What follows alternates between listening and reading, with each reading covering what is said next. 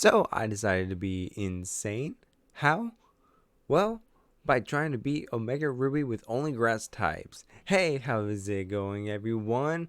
I'm Rennoc, and yeah, grass types are known to have a bad reputation because of how many weaknesses it has and how many types resist it. However, I decided to prove that statement to be wrong. So, what made this run insane? Well, Flannery, Winona, Maxie, and Team Magma are all a nightmare for grass types. Also, the fact that there are barely any grass types, and because this is Omega Ruby, there is no Ludicolo. The rules for this challenge will be in the description. So let's get started, as this was the hardest hardcore I've done so far. I picked Trico for obvious reasons, name him Razor, and he ends up being Modest, which I thought was pretty good until I realized that Sceptile's move pool,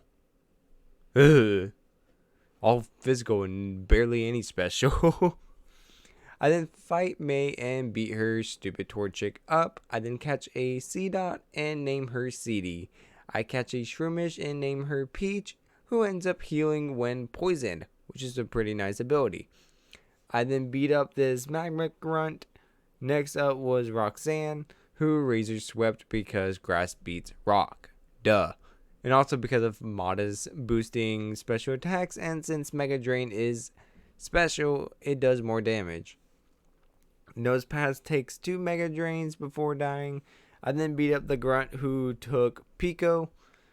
Razor evolves and I challenge Brawly, who wasn't too hard due to me taking advantage of Razor having a modest nature. CD then evolves into a Nuzlocke and I give Steven his letter. I find an Oddish and catch her, naming her Lily. Team Magma then invades this ship museum and I try to stop them. CD is able to beat the first Grunt, but is very weak. CD is able to KO the Zubat, but I decided to sack Lily to the Numel because I didn't want to lose CD. However, she lives and poisons Numel, which was like a hallelujah. She then dies after doing decent damage to the Numel. Razor is able to finish off the Numel. Maxie then introduces himself and it's like, oh, this is the kid that is beating up my grunts. May then challenges me, which was a pain, but I managed to come up with a strategy. Peach is able to kill Whalmer. Peach is able to poison the Combuskin, and eventually the Combuskin dies. Razor eventually kills her Shroomish, and then we move on and I catch a Rosalia and name him Masquerade. Wally then wants to try to prove himself to be strong, but gets creamed. What a waste of a character. Watson is then next. I start off with Razor to set up Fury Cutter.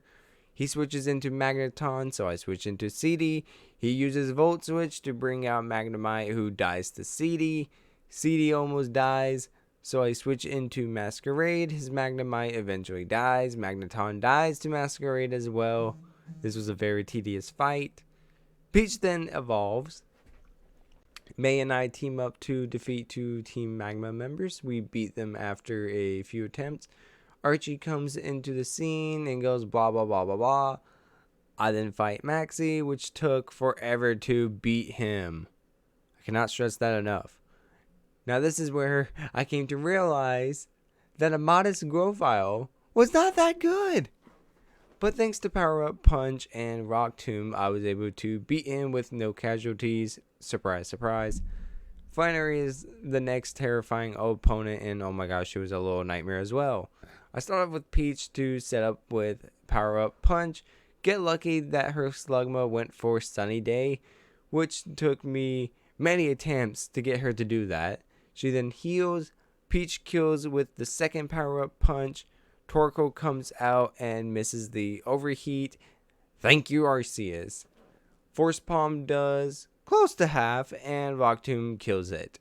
Numel comes out and dies to Force Palm. Finally, the next threat is out of the way.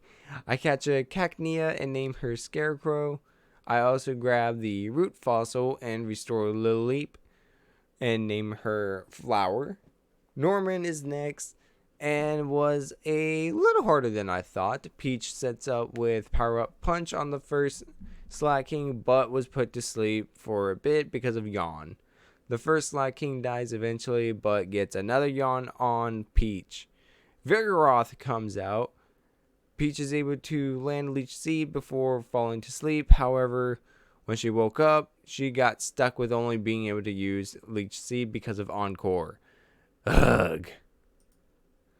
I chose to stay in and wait for the Encore to end, but because he outspeeds, he got a second Encore. Leech Seed eventually kills him. Slaking dies to a Leech Seed and a Force Palm.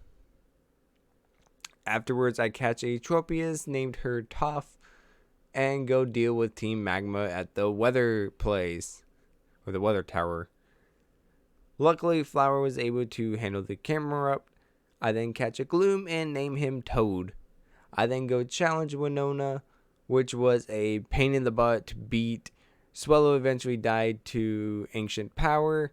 Then came Skarmory. Yeah, we can all imagine how this went. So I had Flower use Confuse Ray on it, which didn't help. Like, I don't understand this. So I swapped into City to use Rock Tomb, but she ended up dying. Toph is able to kill Skarmory and kills her Pelipper. I swapped into Flower when Altaria came out, but swapped into Toad knowing she would use Earthquake. Toad is able to survive and pull a sleep powder on her. I bring Flower back out to use Confuse Ray to confuse her and then use Ancient Power. However, she uses Roost a lot. So I swap into Toph to avoid the Earthquake. I then switch into Peach to set up Leech Seed. Peach is able to get a Rock Tomb in before I switch into Toad to take the hit. But he lives again and gets another sleep powder on the freaking Altaria. Hallelujah. I then switch into Razor, who is able to beat her. Razor then evolves into Sceptile. Now things start getting easier. I then track Team Magma down to Mount Pyre. Maxie makes off with one of the orbs and makes me fight his admin, Courtney. Peach is able to beat her, but it was pretty close. May challenges me once more. I'm able to beat her without much headache thanks to Mega Sceptile.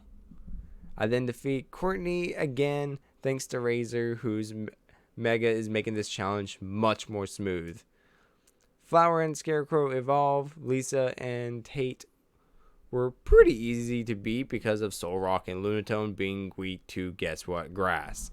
And because Scarecrow is part dark, they couldn't touch her, so that was a bonus. I then had to beat Maxie for the final time, which wasn't too bad. Oh, right. Weezing and Crobat made my life hard. Luckily, I got the run and defeated him. I then had to clean up Maxie's mess with a Master Ball.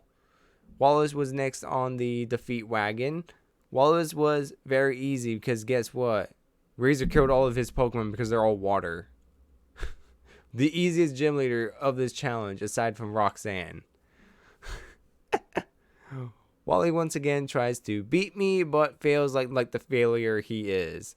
I then evolve Masquerade into Roserade.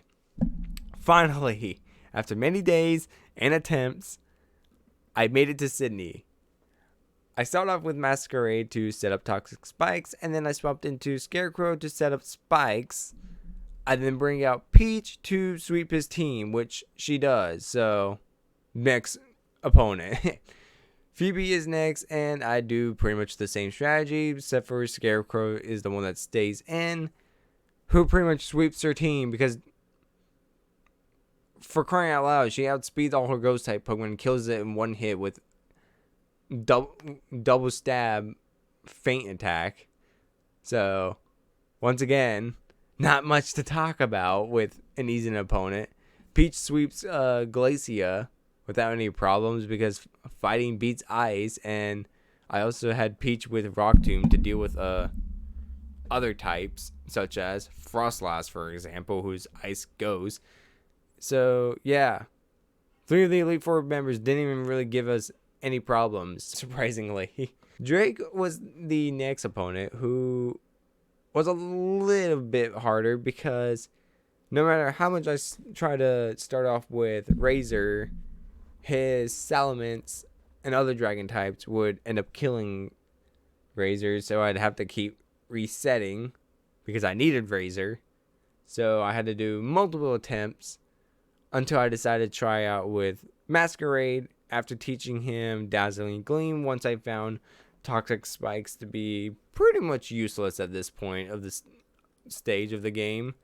So Masquerade was able to obliterate all of Drake's members with Dazzling Gleam. Like, I wasn't expecting a Roserade to outspeed like a Salamence, for example. Like, what? It's like, when does that happen? But yeah, Masquerade just swept Steven's team, and I'm like, you know what? Okay, well, we're giving this to Masquerade. And then it was finally Steven. But guess what? He was freaking hard. You wanna know why? All because of freaking Skarmory. The freaking steel flying type.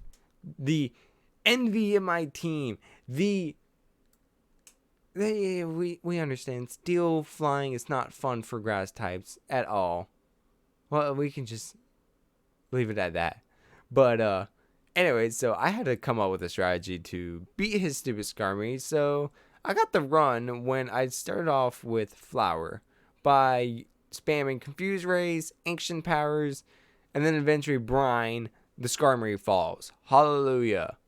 Sadly, Flower dies to Aggron's Iron Tail. You will be missed. Peach is able to set up power-up punches and kill Aggron after with like 2 power-up punches, and then pretty much sweeps his team. Power-up punches on the Armando, creatively seed bombs the Claydol, and then Metagross comes out. So I was thinking that Metagross, which Mega evolved, so I'm like, well, Peach is pretty much screwed at this point, but I decided to keep Peach in there because it would be smarter. And lo and behold, Peach outspeeds a Mega flipping Metagross with a Sky Uppercut and one-shots it. Like, what? When does this happen? I thought Metagross was faster, but nope.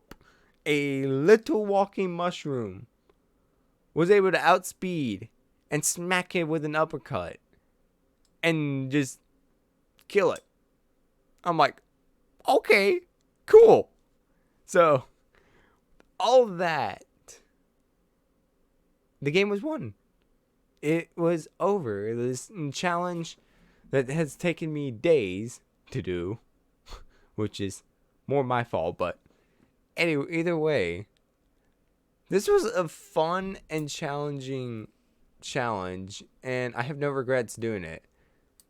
And I highly recommend you guys to do your own hardcore challenge. And if you enjoy watching hardcore challenges, make sure to check out my hardcore mono dragon types video. And if you like Let's Plays, go check out my Brilliant Diamond run. Pretty good. Anyways, hope y'all enjoyed. I'll see y'all next time. Peace.